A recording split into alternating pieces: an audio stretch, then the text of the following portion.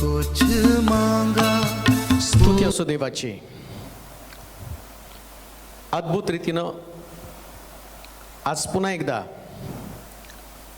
त्याच्या वचनातनं एक उत्तम प्रकारची सहभागिता, आमचा विश्वास वाढावा, आमची धार्मिकता वाढावी आणि प्रभूच्या संगती त्याच्या सहवासामध्ये राहत असताना आमच्या आत्मिक जीवनाची उन्नती होण्यासाठी देवाच्या वचनाची आम्हाला गरज आहे। प्रभूमध्ये आम्ही चालत असताना अनेक समस्या, त्या समस्येचा सामना आम्हाला करावा लागतो आणि मग प्रश्न उरतो की या समस्या आम्ही सोडव्यात कसा आणि कुठल्या मार्गाने त्या समस्या सुटल्या जातील। समस्या प्रत्येकाच्या जीवनामध्ये, कौटुंबिक असतील, आर्थिक असतील, मानसिक असतील, परंतु समस्येचं उत्तर जे पवित्र शास्त्रामध्ये सांगितलं आणि ते आम्ही पाहणार आहोत। जो विषय आहे समस्येचं उत्तर तुमच्या मुखामध्ये। तुमच्या समस्येचं उत्तर तुम्हाला इकडं तिकडं कुठं सापडणार नाही। तुमच्या समस्येचं उत्तर तुमच्या मुखातच दडलेलं आहे। प्रार्थना करणं हे जरी आमचं आद्य कर्तव्य असलं, प्रार्थना करण्यासाठी येशू आम्हाला उत्तेजन पण देतो, परंतु एक लक्षात घ्या, प्रार्थना तुमच्या समस्येचं 100% निराकरण नाही। 100% तुमची समस्या प्रार्थनेनंच संपेल याची खात्री तुम्हाला देता येणार नाही। पण प्रार्थना आणि तुमच्या मुखातले शब्द, आता मी ते वचनातनं तुम्हाला सांगणार आहे।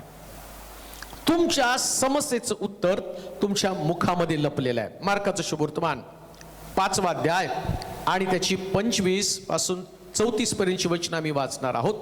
मार्काचं शुभवर्तमान 5वा अध्याय 25 पासून 34 पर्यंतची वचनं। येशू एका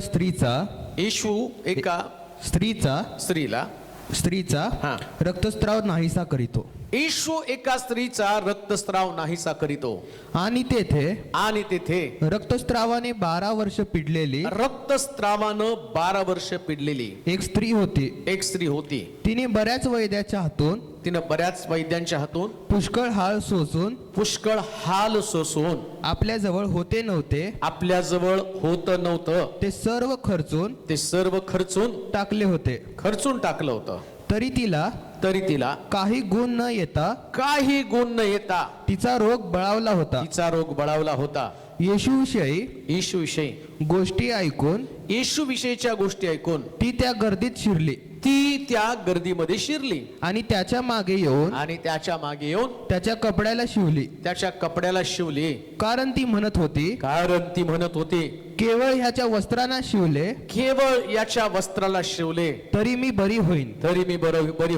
तेव्हा लागलाच तिचा रक्ताचा झरा सुकून गेला व आपण त्या पिढेपासून बरे झालो आहोत असा तिला शरीरात अनुभव आला। देवा पाचलं वचन आशीर्वादित करो। तिची समस्या काय? तिचा रक्तस्राव, जो तिचा रक्ताचा झरा शरीरामधनं वाहत आहे आणि तो रक्ताचा झरा याच्यापासून तिला सुटका आवश्यक आहे। समस्या कोणती ते महत्वाचं नाही, ती समस्या आहे आणि त्या समस्येचं आणि निराकरण करण्यासाठी बायबल सांगतं ती येशूकडे आली। कान देऊ नाही का? च्या टप्प्यामधनं तुम्हाला जावं लागतं। तुम्ही म्हणता की मी प्रार्थना करतो, माझा देवावरती विश्वास आहे म्हणून प्रार्थना करतो। सैतान सुद्धा प्रार्थना करतो असं लिहिलं। भूत येशूला विनवू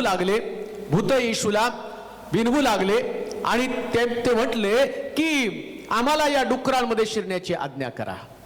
म्हणजे आम्ही पाहतो की ते सुद्धा प्रार्थना करत आहे, परंतु तुमच्या प्रार्थना म्हणजे तुमचा विश्वास नाही। तुम्हाला तुमच्या मधला विश्वास खालील बाबीवरून लक्षात येणार आहे। काही स्टेप्स आहेत, काही पायऱ्या आहेत, त्या पायऱ्यांकडे तुम्ही पाहिल्यावर मग तुम्हाला समजेल की तुमचा विश्वास हा मजबूत करणाऱ्या त्या पायऱ्यात।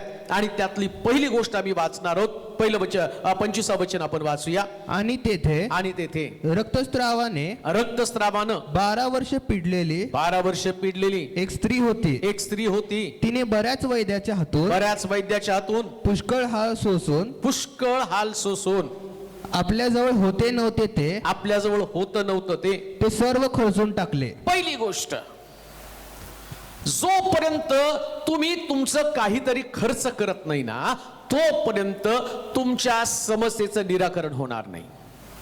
समस्या काय माहिती का? तुम्हाला खर्च करायला नको आहे. या स्त्रीचा रक्ताचा झरा सुकावा, तिला आरोग्य मिळावं, शरीरातल्या पिढेपासून तिने मोकळं व्हावं, याच्यासाठी पहिल्यांदा तिने खर्च केलं. खर्च करणं हे तुम्हाला जमलं पाहिजे प्रियानो. जे होतं नव्हतं तेवढं तिने खर्च केलं. पवित्र शास्त्रामध्ये या गोष्टीला महत्व आहे.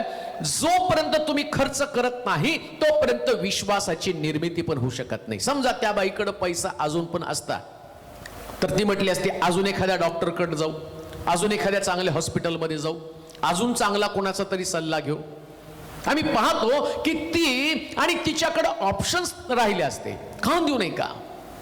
चमत्कारासाठी, विश्वास वाढीसाठी जर आवश्यक गोष्ट कोणती असेल तर त्या ठिकाणामध्ये आम्ही पाहतो की तुमच्याकडं खर्च करण्याची कुवत असली पाहिजे. खर्च करा. काय खर्च करायचंय तुम्हाला? ज्या विधवेच्या घरामध्ये एलिया गेला, शेवटची भाकर आम्ही पाहतो की ती शेवटची भाकर खर्च करून टाकली, एलियाला तिने दिली आणि आता तिच्या भाकरीतलं काटवटीतलं पीठ संपलं, भांड्यातलं तेल संपलं, आता सगळं संपलं. तिने खर्च केलं आणि पवित्र शास्त्र सांगतं 3.5 वर्षाचा दुष्काळ, त्या दुष्काळासाठी आम्ही पाहतो देवानं तिचा पुरवठा केला. ती म्हटली आता शेवटची भाकर मी खाणार, माझा मुलगा खाणार आणि मी मरून जाणार आहे. खर्च करून टाकली तिने. जोपर्यंत तुम्ही खर्च करत नाही ना तोपर्यंत तुमच्या जीवनामध्ये तुमची समस्या संपणार नाही. खर्च केलं पाहिजे. सगळं काही खर्च करून टाका. विश्वास तोपर्यंत निर्माण होणार नाही जोपर्यंत तुम्ही खर्च करत नाही. आणखीन एक दाखला पवित्र शास्त्रामध्ये सांगितला. काही लोक देवाच्या मंदिरामध्ये दान कोशामध्ये पैसे टाकत होते, काही थैल्यानं टाकत होते आणि त्या ठिकाणामध्ये एक विधवा आपल्या उपजीविकेमधलं आणि सगळं आणून देवाच्या भांडारामध्ये टाकत होती. त्याही ठिकाणी त्या स्त्रीने खर्च केलेला. समस्येचं उत्तर काय? तुम्ही राखून राहता, खर्च करत नाही. काय खर्च करायचा आहे? तुमचा वेळ तुम्हाला खर्च करायचा आहे. तुम्हाला देवासाठी वेळ द्यायला पाहिजे. तुम्ही तुमच्यासाठी वेळ खर्च केलेला आहे, परिवारासाठी वेळ खर्च केलेला आहे, कुटुंबासाठी वेळ खर्च केलेला आहे, नोकरीसाठी वेळ खर्च केलेला आहे. तुम्ही तुमचा वेळ आणि जास्तीत जास्त तुमच्या परिवारामध्ये, तुमच्या व्यवसायामध्ये आणि तुम्ही खर्च केला, त्याच्यामुळे तुमच्यामध्ये विश्वासाची निर्मिती झाली नाही. पण आज रात्री गोष्ट मी तुम्हाला सांगतो, तुम्ही सर्व काही खर्च केल्याशिवाय तुमच्यामध्ये विश्वासाची निर्मिती कधीच होऊ शकत नाही. देव तुम्हाला आज रात्री त्या गोष्टीविषयी शिकवत आहे. तुम्हाला देवासाठी श्रम करावं लागणार आहे. परमेश्वराच्या राज्यासाठी, विश्वासाच्या वृद्धीसाठी तुम्हाला श्रम करावं लागणार आहे. श्रम करत नाही, प्रार्थना करत नाही, मंदिरासाठी वेळ खर्च करत नाही, देवाचं वचन वाचण्यासाठी, देवाचं वचन ऐकण्यासाठी तुम्ही वेळ खर्च करत नाही आणि त्याचा परिणाम काय होतो माहिती का तुम्हाला? खर्च न केल्या कारणानं आम्ही पाहतो तुमच्या समस्येचं उत्तर तुम्हाला मिळत नाही. खर्च करा प्रियानो. आज तुम्ही देवाचं वचन ऐकण्यासाठी देवाच्या आणि समोर बसलेले आहात, परमेश्वराशी बोलत आहात, परमेश्वर तुमच्याशी बोलत आहे आणि ते वचनासाठी तुम्ही वेळ खर्च करत आहात आणि जितका वेळ तुम्ही खर्च कराल तितका मोठा विश्वास तुमच्यामध्ये निर्माण होणार आहे. बायबल सांगतो विश्वास वार्तेनं आणि वार्ता देवाच्या वचनाची. ऐकलं पाहिजे. त्या स्त्रीनं खर्च केलं. एक मनुष्य यरुशलेम सोडून जात असताना लुटारूच्या हाती सापडला आणि शास्त्र सांगतं की पुष्कळ लोक तिथून गेलेले. याजक गेला, लेवी गेला, पण एक शमरोणी आला. त्या शमरोण्याने काय केलं आम्ही पाहतो, या मनुष्याला पकडलं, त्याच्या जखमा पुसल्या आणि त्याच्यावर त्याचं द्राक्ष रस तेल त्याच्यासाठी खर्च केला, त्याला उतार शाळेमध्ये ठेवलं आणि शास्त्र सांगतं याची दखल पवित्र शास्त्रामध्ये घेतली गेली. हाच त्याचा विश्वास आहे. आज रात्री मी तुम्हाला तोच प्रश्न विचारत आहे, काय तुमच्यामध्ये तो विश्वास निर्माण होण्यासाठी तुम्ही काही खर्च करत आहात का? देवाच्या राज्यासाठी खर्च करत आहात का? देवांनी दिलेली तुमची ताकद, मग ती शब्दांची असू द्या, तुमच्या ज्ञानाची असू द्या, तुमची आर्थिक असू द्या, तुम्हाला ती खर्च करता आली पाहिजे. तुम्ही जोपर्यंत खर्च करत नाही ना तोपर्यंत तुमच्या समस्येचं निराकरण होणार नाही. पुष्कळ लोकांना शांती, पैसा भरपूर आहे, शांती नाहीये. का शांती तुमच्याकडे नाहीये? एवढं असताना पण तुमच्याकडे शांती का नाहीये? खर्च करण्याची कुवत तुमच्याकडे नाही ना.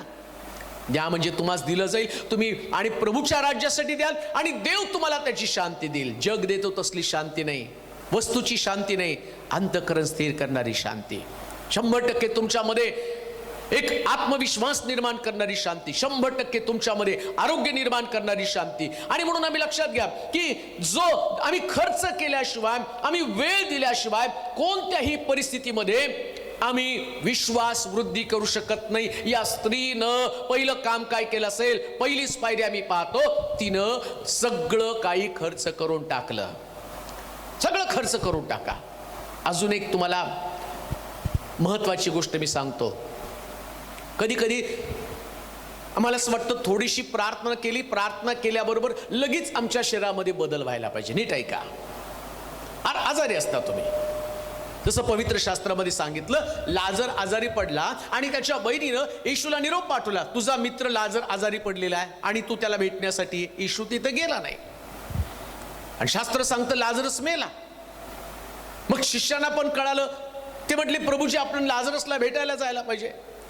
तो म्हटला लाजरस आणि तो झोपलेला आहे, तो मेला नाही. त्यानं म्हटलं म्हणजे चमत्कार होण्यासाठी, मोठी गोष्ट घडण्यासाठी अगोदर लाजरसला मरावं लागणार आहे, त्याचे अवयव निकामी व्हावे लागणार आहे. नीट ऐका, समस्येचं उत्तर तुमच्या मुखामध्ये आहे. आता लाजरस मेला आणि लाजरस मेल्यावर 4 दिवसांनी येशू तिथं पोहोचला आणि मग आम्ही पाहतो मार्था तिकडं, मरिया तिकडं धावत आली आणि आम्ही पाहतो की त्या ठिकाणात ती काय म्हटली येशूला की तू असता तर माझा भाऊ इथं मेला नसता, पण अजूनही तू ठरवलं तर लाजरस पुन्हा उठ. आता तिने तो तोंडातनं तो शब्द बोलला. तिनं लाजरसचे प्रत्येक अवयव निकामी होऊ दिले येशूनं आणि आम्ही पाहतो लाजरसला मरू दिलं येशूनं आणि सगळे अवयव संपल्यावरती आज तुम्हाला एक आनंदाची बातमी सांगतो. न जाणो कदाचित तुमच्या शरीरातला एक एक अवयव निकामी होत असेल, होऊ द्या. जर लाजरसला येशू कबरेतनं बाहेर काढतो तर तुमच्या पण प्रत्येक अवयवाला तो स्पर्श करण्यासाठी समर्थ आहे. घाबरू नका, पण त्याच्यानं तुमचा विश्वास कमजोर होऊ देऊ नका.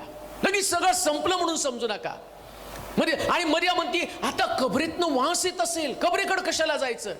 भावावर तर तिचं प्रेम आहे, पण त्या मृत भावाच्या कबरेकडे जाण्यासाठी तिची उत्कंठा नाही, तिच्या अंतःकरणामध्ये उत्सुकता नाही. लक्षात घ्या, येशूनं एवढा मोठा देवाचा पुत्र, गौरवी राजा, पण त्यानं लाजरससाठी आपला वेळ खर्च केला आणि आम्ही पाहतो लाजरसला कबरेतनं बाहेर काढलं. समस्येचं उत्तर कसं असणार आहे?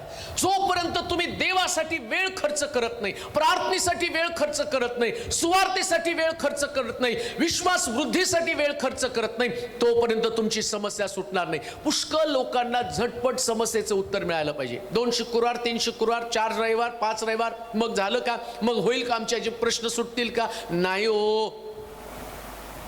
जास्तीत जास्त वेळ तुम्हाला देवाजवळ बसावं लागणार आहे, जास्तीत जास्त खर्च करावा लागणार आहे. पहिली गोष्ट आम्ही पाहिलं, तिने सगळं काही खर्च करून टाकलं. दुसरी गोष्ट आम्ही वाचूया, तिने बऱ्याच वैद्याच्या हातून पुष्कळ हाल सोसून आपल्याजवळ होते नव्हते ते, आपल्याकडे होतं नव्हतं ते सर्व खर्चून टाकले. सर्व खर्चून टाकलं. तरी तिला काही गुण न येता तिचा रोग बळावला होता. येशूविषयी गोष्टी ऐकून ती त्या गर्दीत शिरली. दुसरी गोष्ट, पहिली गोष्ट खर्च करा. म्हणजे तुम्हाला चर्चला जाण्यासाठी खर्च करावा लागेल, वचन वाचण्यासाठी वेळ खर्च करावा लागेल, सुवार्तेला बाहेर पडण्यासाठी तुम्हाला स्वतःचे पैसे खर्च करावे लागतील, देवाजवळ येण्यासाठी तुम्हाला तुमच्या जीवनातला महत्वाचा क्षण द्यावा लागेल, तुम्हाला तुमची झोप खर्च करावी लागेल. रात्री तुम्हाला झोपता येणार नाही, प्रश्न तुमच्याकडे आहेत ना, मग रात्रीचा वेळ खर्च करा, पहाटेचा वेळ खर्च करा. पहाटे उठून तुम्हाला प्रार्थना करावी लागेल, शारीरिक ताकद तुम्हाला खर्च करावी लागेल, उपवास कधी कधी करावे लागतील. खर्च केल्याशिवाय कसं येणार आहे? समस्येचं उत्तर तर पण पाहिजे, पण खर्च करायला नको. मग आम्ही काय करतो माहिती का? कुणातरी सेवकाला सांगितलं, पाळक साहेब तुम्ही आमच्यासाठी प्रार्थना करा, तुम्ही खर्च करा. अहो, त्यांनी खर्च केल्यावर तुमच्या खात्यावर कसं काय जमा होईल? समस्या तुमच्याकडे, तुम्हाला खर्च केलं पाहिजे, तुम्हाला आरोग्य मिळालं पाहिजे. तुम्हाला सुटका मिळाली पाहिजे, तुम्हाला लेकरं व्हायला पाहिजे, तुम्हाला घर मिळालं पाहिजे, तुमची कोर्टची केस आणि ती नील व्हायला पाहिजे. मग तुम्ही इतरांना प्रार्थना करायला लावण्याच्या ऐवजी तुम्ही तुमचा वेळ का खर्च करत नाही? दुसरी गोष्ट, आता तिला कळालं माझ्या शरीरामध्ये आजार आहे, माझा रक्ताचा झरा वाहत आहे आणि ते सुकणं गरजेचं आहे. मग तिने काय केलं माहिती का? तिनं येशू विषयीच्या गोष्टी ऐकण्याला तिने सुरुवात केली. दुसऱ्या कोणत्या गोष्टी ऐकू नका, फक्त येशूच्या विषयीच्या गोष्टी ऐका. पुष्कळ लोक इकडचं तिकडचं भरपूर ऐकतात, सिरियल मधलं ऐकतील, बातम्यांमधलं ऐकतील, कोण काय बोलतील ते ऐकतील, पण येशू विषयीचं किती ऐकत आहोत? कान देऊ नये का?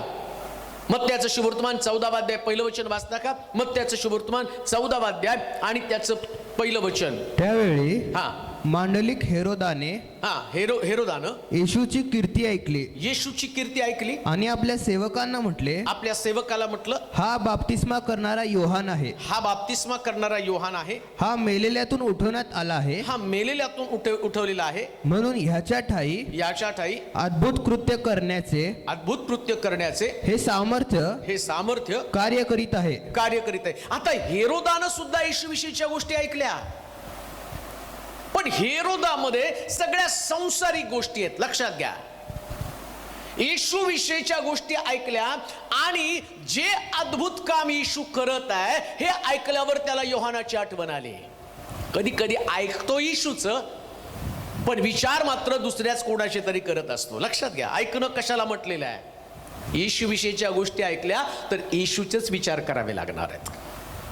दुसरा तिसरा कोणी व्यक्ती तुमच्या जीवनामध्ये असता कामा नये. त्याला इम्पॉर्टन्स नाही, त्याला महत्व नाही.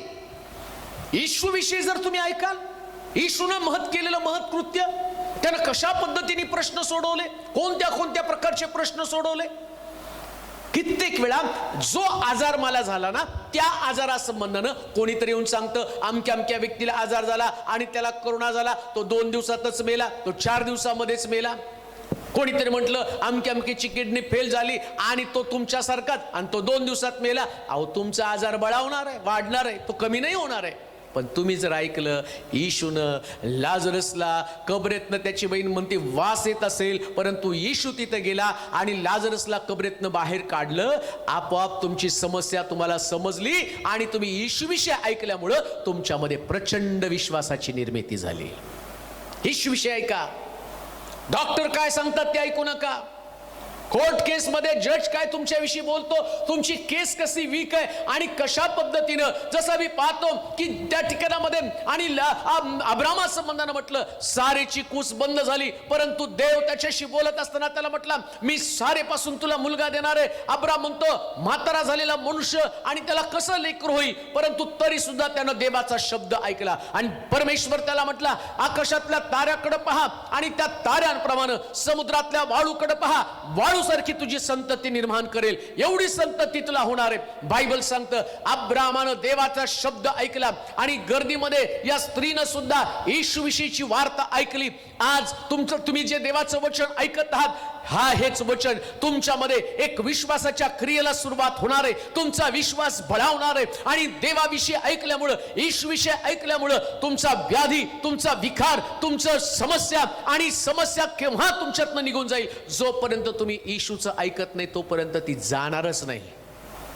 समस्येला माहिती आहे जगात जो आहे त्याच्यापेक्षा तुमच्यामध्ये आहे तो मोठा आहे. मग येशूविषयी ऐकणं गरजेचं आहे.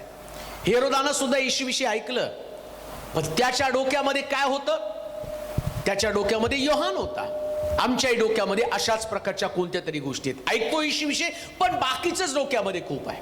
आज ऐकत आहेत, काही लोकांमध्ये आजार असतील, ऐकतील, पण तरी सुद्धा डॉक्टर काय म्हटले त्याच्याकडे विश्वास ठेवणार आहे, नातेवाईक काय म्हटले त्याच्यावरती विश्वास ठेवणार आहे, बँकवाले काय म्हटले त्याच्यावर विश्वास ठेवणार आहे, बॉस काय म्हटला त्याच्यावर विश्वास ठेवणार आहे. डॉक्टरनी रिपोर्ट दिले आणि ते म्हटले तुम्हाला लेकरू होणार नाही, पण तुम्ही ऐकलं सारे विषयी आणि सारेला 100व्या वर्षी मुलगा दिला, देव तुम्हाला देईल, हे तुमच्या डोक्यात खा बसत नाही. तुम्ही कोणत्या गोष्टी ऐकता, कशाचा विचार करतात? सगळे नकारात्मक विचार टाकून देऊन येशूच्या प्रत्येक शब्दावर विश्वास ठेवा. हीच तुमची समस्या आहे. तुमची समस्या तुम्ही स्वतः आहात. तुमची समस्या तुमचे विचार आहेत. तुम्ही तुमच्या विचारांना बाहेर काढत नाही, नकारात्मक विचारांना हाकलून देत नाही आणि त्याच्यामुळे तुमची समस्या बळावत आहे. बायबल सांगतं तिने येशूविषयीच्या गोष्टी ऐकल्या.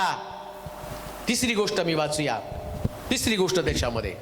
येशूविषयी गोष्टी ऐकून, येशूविषयी गोष्टी ऐकून ती त्या गर्दीत शिरली, ती त्या गर्दीमध्ये शिरली आणि त्याच्या मागे येऊन, आणि त्याच्या मागे येऊन त्याच्या कपड्याला शिवली. त्याच्या कपड्यात. दुसरी गोष्ट, तिसरी गोष्ट, आता नुसतं ऐकून चालत नाही हो.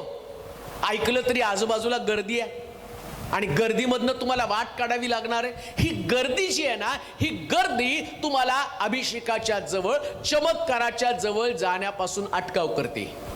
जरा ती स्टोरी लुकाच्या शुभवर्तमानाच्या 19व्या अध्यायामधली जी स्टोरी, त्या स्टोरीकडे जाऊया. जक्कई नावाचा कोणी एक मनुष्य होता, तो बुटका होता, तो श्रीमंत होता आणि शास्त्र सांगतं गर्दी तिथं होती. गर्दीमुळे त्याचं काही चाले ना, पण येशू कोण आहे हे पाहण्याचा त्यानं प्रयत्न केला. गर्दीमुळे त्याचं काही चालं असं लिहिलेलं आहे. परंतु त्यानं त्या दिवशी प्रयत्न जर सोडला असता, झाडावर चढण्याचा त्यानं प्रयत्न केला नसता, येशू कोण आहे हे पाहण्याचा प्रयत्न केला नसता, तर लुकाचा 19वा अध्याय आणि त्याच्यामध्ये त्याचं स्थान पण नसतं. त्या पेजवरती, त्या पानावरती, त्या उतार्यामध्ये या जक्कईला जागा मिळाली नसती. परंतु त्यानं गर्दीवरती मात केली. आज मी तुम्हाला तीच गोष्ट सांगत आहे. तुम्ही खूप प्रश्नांच्या गर्दीमध्ये अडकलेले आहात. या गर्दीतनं तुम्हाला येशूला पाहण्याचा प्रयत्न करावा लागणार आहे. थोडंसं गर्दीतनं बाहेर या. जोपर्यंत तुम्ही गर्दीमध्ये शिरत नाही, किती पण गर्दी असू द्या, समस्येची गर्दी तुमच्याकडे असू द्या, आजारपण असेल, व्याधिविकार असेल, कुटुंबातले लोक असतील, कामाची गर्दी असेल, पुष्कळ गर्दीमध्ये तुम्ही थांबलेला आहात आणि तुमचं पती, तुमची लेकरं, तुमचं कुटुंब आणि सगळ्यांनी तुमच्यावरती आणि तुमच्या बाजूला गर्दी करून टाकले. प्रत्येकासाठी तुम्हाला वेळ द्यावा लागतो. तुमचं कामकाज तुम्हाला करावं लागतं. ड्युटीवरती गेल्यावर तिथं सुद्धा गर्दी, काम आणि कामाच्या फायली तुमच्यासाठी पडलेल्या आहेत. पण या गर्दीमध्ये तुम्हाला येशूकडे पाहण्यासाठी वेळ द्यावाच लागेल, प्रयत्न करावा लागेल. शास्त्र सांगतं ती गर्दी असताना सुद्धा, आता तिची मानसिकता पहा. एखाद्या व्यक्तीच्या शरीरातनं रक्त यायला लागलं ना, त्या रक्ताला फार दुर्गंधी असते, वास येतो रक्ताला. आता या स्त्रीला रक्ताचा झरा म्हणजे रक्त तिच्या शरीरातनं वाहत आहे, मग तिला विचार येणार नाही का? वास्तविक पाहता ती एक स्त्री आहे, तिच्यामध्ये लाज आहे. आणि जर त्या ठिकाणात लोकांनी तिला पाहिल्यावरती तोंड फिरवली तर तिची जी होणारी हेळसांड आहे आणि अपमानास्पद वर्तवणूक आहे आणि जी पद्धत आणि जी तिला मिळणार होती याचा विचार करत जर ती बसली असती तर न जाणो कदाचित त्या गर्दीकडे ती गेलीच नसती, तर हा चमत्कार पण आम्ही अनुभवला नसता. कधी कधी याच प्रकारची गर्दी तुम्हाला डिस्टर्ब करते, निराश करते आणि ती तुम्हाला सांगते तुम्ही येशूच्या जवळ जाऊ शकत नाही. परंतु तरी सुद्धा त्या स्त्रीनं, बायबल सांगतं, तिने गर्दीतनं वाट काढली. परिणाम काय झाला? गर्दीतनं वाट काढत असताना एवढे लोक येशूच्या अवतीभोवती. नीट ऐका, गर्दीमध्ये तुमचा चमत्कार लपलेला आहे. गर्दीमध्ये एक व्यक्ती आहे. आज तुम्ही वचन ऐकणारे वेगवेगळ्या ठिकाणामध्ये असाल, वेगवेगळ्या जागांमध्ये, वेगवेगळ्या भागांमध्ये, वेगवेगळ्या कुटुंबामध्ये तुम्ही असाल आणि एवढ्या गर्दीमध्ये एक व्यक्ती मात्र अगदी मन लावून प्रभूकडे पाहत आहे आणि ती म्हणती, प्रभू मला तुला पाहायचंय, मला तुला पाहायचं. मग एवढ्या पाहणाऱ्या लोकांमध्ये, ऐकणाऱ्या लोकांमध्ये एक रक्तस्रावी स्त्रीसारखं गर्दीतनं वाट काढत काढत येशूकडे जाते आणि येशूकडनं असणारं सामर्थ्य ती स्वीकारते आणि ती बरी होती. आज रात्री मला तेच तुम्हाला सांगायचंय, बरं होण्यासाठी गर्दीतनं बाहेर या. या तुम्ही गर्दीतनं बाहेर. काय करिअर संबंधांना विचार करत त्याच विचारांमध्ये तुम्ही गर्दीमध्ये अडकून पडलेला आहात. तुमचा व्यवसाय आणि व्यवसायाची समस्या, व्यावसायिक असणारे प्रश्न, व्यवसाय संबंधीची ध्येय धोरणं आणि याच गर्दीमध्ये तुम्ही अडकून पडलेला आहात.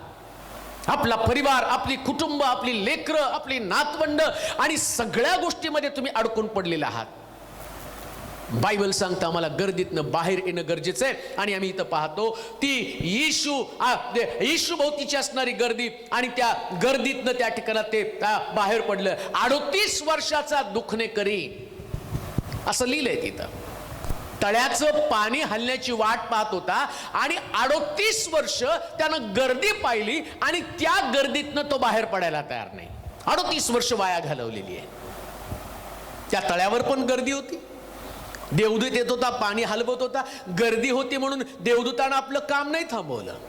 पण या व्यक्तीनं मात्र 38 वर्ष गर्दीमध्ये वाट पाहायला. गर्दी कधी कमी होईल? गर्दी कधी कमी होणार नाही, गर्दी वाढणारच आहे. परंतु एक गोष्ट ध्यानात ठेवा, या गर्दीतनं बाहेर पडून तुम्हाला बरं व्हायचंय आणि आपल्या घरी जायचं. शेवटी प्रभूलाच कंटाळा आला. येशूच त्याच्याकडे गेला आणि तो त्याला म्हटला, तुला बरं व्हायचंय का? अनेक लोकांना वर्षानुवर्ष प्रभू वाट पाहते, आता तरी गर्दीतनं बाहेर येतील. समस्या तुमच्या विचारांमध्ये आहे. झगडलं काय? तुम्ही गर्दीचंच कारण सांगत आहात. 38 वर्षाच्या दुखणी करायला विचारलं, तुला बरं व्हायची इच्छा आहे का? तो काय म्हणतो माहिती का? माझं पाण्यात सोडणारं कोणीच नाहीये. त्यानं नकारात्मक गोष्टी बोलला, ज्याच्यानं त्याच्या समस्येचं उत्तर त्याला मिळालं नाही. पाणी हल्ल्यावर मला सोडणारं कोणी नाही. अरे कुणाच्या पायाला धरून गेला असता आणि त्या पाण्यात पडला असता तरी बरा झाला असता.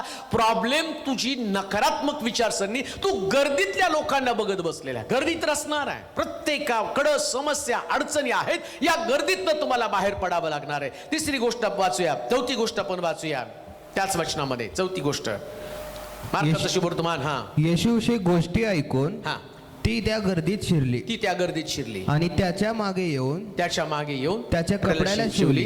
कारण ती म्हणत होती, केवळ याच्या वस्त्रांना शिवले, केवळ याच्या वस्त्राला शिवले तरी मी बरी होईन. चौथी गोष्ट, ती त्याच्या मागे मागे चालू लागली. रक्ताचा झरा असताना सुद्धा, रक्तस्त्राव असताना सुद्धा ती येशूच्या मागे मागे चालू लागली. येशूला मागे चालणारे लोक आवडतात. त्याला नेहमी वाटतं की माझ्या पाठीमाग, माझ्या माग माग कोणीतरी यावं. कोणत्याही परिस्थितीमध्ये येशूच्या मागे चालल्याचं सोडू नका. मग किती का कठीण प्रश्न असे ना.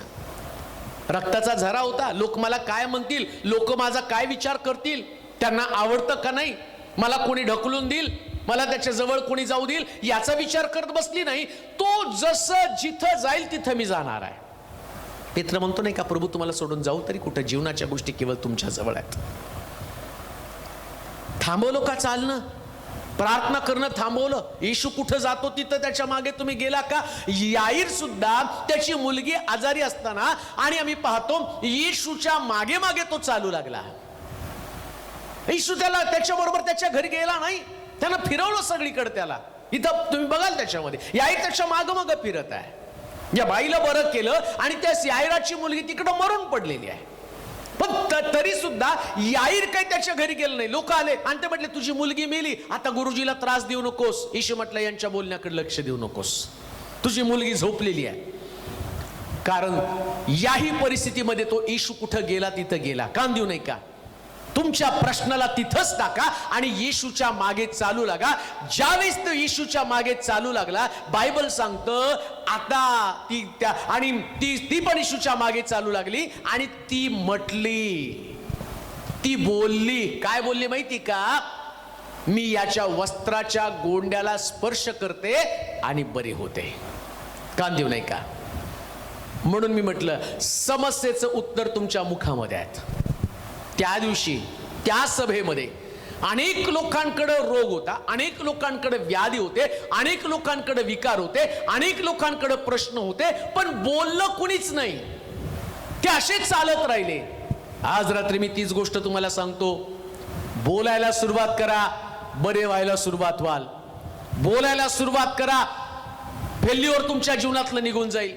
बोलायला सुरुवात करा, अपयश निघून जाईल. बोलायला सुरुवात करा, बरे व्हायला सुरुवात होईल. बोलायला सुरुवात करा आणि तुमचं चांगलं व्हायला सुरुवात होईल. ती म्हटली, मी जाते आणि याच्या वस्त्राच्या गोंड्याला स्पर्श करते. लक्षात घ्या, तुमचा विश्वास तुमच्या बोलण्यावरती अवलंबून आहे. जर तुमच्यामध्ये विश्वास आहे ना, तर तुमचं बोलणं तेवढं स्ट्रॉंग असलं पाहिजे. एक व्यक्तीचा विश्वास तपासण्यासाठी देव त्याच्या शब्दाकडे पाहत असतो. जर तुमच्यामध्ये विश्वास नसेल तर तुमच्या शब्दाला किंमत शून्य आहे. जर तुमचा विश्वास मजबूत असेल तर तुमचे शब्द देखील तेवढे स्ट्रॉंग असतात. या स्त्रीनं तेवढं स्ट्रॉंगली ती बोलली. ती म्हटली, जाते आणि याच्या वस्त्राच्या गोंड्याला स्पर्श करते. आणि बायबल सांगतं तिनं वस्त्राच्या गोंड्याला स्पर्श केला कारण तिच्यामध्ये विश्वास आहे. लुकाचं शुभवर्तमान 17 अध्याय 5 आणि 6 वचन. लुकाचं शुभवर्तमान 17 अध्याय 5 आणि 6 वचन. मग प्रेषित प्रभूला म्हणाले, प्रेषित प्रभूला म्हणाले, आमचा विश्वास वाढवा. आमचा विश्वास वाढावा. प्रभू म्हणाला तुम्हामध्ये मोहरीच्या दाण्या एवढा विश्वास असेल तर या तुतीला तू मुळासकट उपटून समुद्रात टाकली जा असे तुम्ही सांगताच ते तुमचे ऐकतील. प्रभू पण त्या ठिकाणामध्ये शिष्यांना शिकवताना काय सांगत आहे? जर तुम्ही तुतीशी बोलला, काय लिहिले वचन? तुतीशी काय बोलायचंय? प्रभू म्हणाला तुम्हामध्ये मोहरीच्या दाण्या एवढ्या, तुमच्यामध्ये थोडा जरी विश्वास असेल तर या तुतीला तू मुळासकट उपटून समुद्रात टाकीला जा असे तुम्ही सांगताच ती तुमचे ऐकेल. तुतीशी बोललं तर तुती जाऊन पडणार आहे. तिथं पण बोलायला सांगितलं, तुतीच्या झाडाला उपटायला जा म्हणून नाही सांगितलं. तुम्ही त्या तुतीशी बोलत राहा. समुद्रामध्ये जाऊन पड. तुतीशी बोलण्यासाठी तर तुमच्यामध्ये विश्वासाची गरज आहे. बोलण्यामध्ये तुमचा विश्वास देणार आहे. आणि मग तो काय म्हटला? तुम्ही तिच्याशी बोलला तर ती तुती आपोआप उठून जाऊन समुद्रामध्ये पडेल. तुमच्या समस्येचं उत्तर तुमच्या मुखामध्ये आहे. तुम्हाला रोज जर कोणी विचारलं ना कसं आहे, तर तुम्ही स्वतः बोलता. बरं असताना सुद्धा म्हणता नाही माझं हे दुखतं, माझं ते दुखतं, माझा हा प्रश्न आहे, नवरा त्रास देतो, लेकरं त्रास देतो. अहो तुम्ही बोलायला सुरुवात करा. माझा पती चांगला आहे, त्यानं दारू सोडली, लेकरं चांगली ऐकत आहे आणि शरीर माझं चांगलं आहे. बोलायला सुरुवात केल्याबरोबर तुमच्या जीवनामध्ये बदल व्हायला सुरुवात होईल. तुमच्या नोकरीमध्ये बदल व्हायला सुरुवात होईल. उत्पन्नामध्ये बदल व्हायला सुरुवात होईल. शेतामधल्या उत्पन्नामध्ये बदल व्हायला सुरुवात होईल आणि तुमच्या घरामध्ये बदल व्हायला सुरुवात होईल. अहो तुतीला जर तो म्हटला तू बोलला समुद्रामध्ये उपटून पडून जा, तर तुती सुद्धा आपली जागा सोडती. कान देऊ नये का? आज जी गोष्ट मी तुम्हाला सांगते, प्रभूचं वचन तुमच्याकडे येत असताना तुमच्या प्रश्नाशी बोलायला सुरुवात करा. तुमच्या समस्येशी बोलायला सुरुवात करा. कान देऊ नये का? जसं तुम्ही विश्वासानं बोलायला सुरुवात होईल तसं तुमच्या विश्वासाच्या द्वारे आणि समस्या हलायला सुरुवात होईल. तुम्ही बोलत राहाल आणि तुतीला आपली जागा सोडायला आणि भाग पाडलं जाणार आहे. दावीद सुद्धा गल्ल्यात अशी बोलतो ना, म्हणतो परमेश्वराच्या नावानं मी तुझ्यावरती चाल करून जातो. गल्ल्यात म्हणतो मी काय कुत्रा का तुम्हाला काठीला आणि काठी घेऊन मारायला आला. गल्ल्यातनं स्वतःला कुत्र्याची उपमा दिली आणि आम्ही पाहतो त्याच्या बोलण्यानं आम्ही पाहतो गल्ल्यात हरला. आणखीन आम्ही पाहतो राजानं आणि ज्यावेळेस त्या शमरोनाविषयी भोवती वेळा पडला होता, ज्या सरदाराच्या खांद्यावरती राजा टेकत होता, तिथं असं लिहिलं, तो सरदार म्हणतो परमेश्वरानं आकाश कपाट उघडले आणि एवढं सगळं केलं तरी एवढं स्वस्त होणं शक्य नाही. तो संदेशला त्याला काय म्हणतो? उद्या ही गोष्ट देव करेल, पण यातल्या कोणत्याच गोष्टीमध्ये आणि तुला भाग असणार नाही. कारण पवित्र शास्त्र सांगतं त्याच्या बोलण्यानं दुसऱ्या दिवशी तसं घडलं. पण आम्ही पाहतो लोक याला तुडवत गेले. त्याच्या समस्येने तो मेलेला आहे. तुम्ही देखील तुमच्या समस्येमध्ये मरत आहात. तुमची समस्या आणि इतकी तुमच्या तोंडातल्या शब्दानं आणि तुमची समस्या वाढत आहे. पण आज जर मी बोलायला सुरुवात केली तर माझी समस्या उपटायला सुरुवात होणार आहे. तुमच्या समस्येचं उत्तर तुमच्या बोलण्यामध्ये आहे. आणि मी पाहतो की त्या ठिकाणामध्ये जर तुम्ही बोलाल, पहिले राजे 18 अध्याय 41 पासून 45 पर्यंतच्या वचनामध्ये आपण वाचूया. पहिले राजे 18 अध्याय 41 पासून 45 पर्यंतची वचन. अहाबास म्हणाला उठ खा पी. विपुल पर्जन्यवृष्टीचा ध्वनी होत आहे. मग अहाब खावया प्यावयास वरती गेला. इकडे एलिया कर्मेलाच्या माथ्यावर गेला आणि त्यानं जमिनीपर्यंत लवून आपले तोंड आपल्या गुडघ्यामध्ये घातलं. त्याने आपल्या चाकरास सांगितलं वर चढ समुद्राकडे दृष्टी लाव. त्याने जाऊन टेहळले आणि म्हटलं काही दिसत नाही. एलिया म्हणाला आणखी 7 वेळा जा. 7व्या खेपेस तो म्हणाला पहा समुद्रातून मनुष्याच्या हाता एवढा एक लहानसा ढग वर येत आहे. वर येत आहे. वर येत आहे. एलिया म्हणाला अहबाकडे जाऊन सांग, अहबाकडे जाऊन सांग, रथ जुंपून खाली जा, रथ जुंपून खाली जा, नाहीतर पाऊस तुला जाऊ देणार नाही. नाहीतर पाऊस तुला जाऊ देणार नाही. थोड्याच वेळानं मेघ व तुफान, मेघ व तुफान याही करून. या ठिकाणामध्ये वाचत गेला तर तुम्हाला कळेल, जोपर्यंत संदेश त्याचा शिष्य बोलत नाही तोपर्यंत चमत्कार घडला नाही. त्यानं 6 वेळेस पाठवलं आणि प्रत्येक वेळेस तो म्हणत होता, त्यानं विचारलं तुला ढग दिसतो का, तो म्हटला नाही. आणि एलिया त्याला प्रत्येक वेळेस पाठवत होता. 7 वेळेस मात्र तो म्हणतो, समुद्रातनं तळहाताच्या माणसाच्या तळहाताच्या एवढा ढग दिसत आहे. आणि तो बोलल्याबरोबर इकडे एलिया बोलत आहे. तो काय म्हणतो, अहाबाला जाऊन सांग आता मोठी पर्जन्यवृष्टी होणार आहे. काय तळहाताचा ढग, एवढी मोठी पर्जन्यवृष्टी करण्याची ताकद त्याच्यामध्ये होती का? त्या ढगामध्ये ताकद ढगामध्ये नव्हती, ताकद शब्दामध्ये होती. प्रियानो, तो शब्द बोलला आणि शब्दानं बोलल्याबरोबर बायबल सांगतं या तळ हाताच्या ढगाचं रूपांतर मोठ्या ढगांमध्ये झालं आणि मोठी पर्जन्यवृष्टी होऊ लागली. तुम्ही देवाविषयी थोडकं बोलायला सुरुवात करा, मोठे आशीर्वाद तुमच्या जीवनामध्ये वाहायला सुरुवात करेल. समस्येचं उत्तर तुमच्या मुखामध्ये आहे. आज रात्री खरी समस्या तुम्हाला समजली असेल. जर तुम्ही देवाविषयी बोलला, विश्वासाविषयी बोलला, आरोग्याविषयी बोलला, चांगल्या गोष्टीविषयी बोलल्या, तर प्रभू तुमच्या जीवनात 100% चांगलं केल्याशिवाय राहणार नाही. देव तुम्हाला आशीर्वाद देव. आपण प्रार्थना करू. सर्व समर्थ देवा, पुन्हा एकदा आम्ही तुझी स्तुती करत, तुला धन्यवाद देत तुझ्या पवित्र हातामध्ये पडत आहोत. समस्येचं उत्तर आमच्या मुखात आहे, आम्ही जाणून घेतलेलं आहे. आज ऐकणाऱ्या प्रत्येकाचे शब्द बदल,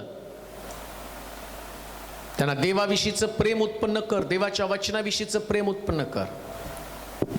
प्रभूच्या राज्यासाठी खर्च करणारी व्यक्ती त्यांना बनव. सगळं खर्च केल्याशिवाय चमत्कार घडत नाही हे आम्हाला ठाऊक आहे. आम्ही आमचा प्रार्थनेचा वेळ तुझ्यासाठी खर्च करत आहोत, वचनाचा वेळ आम्ही तुझ्यासाठी खर्च करत आहोत.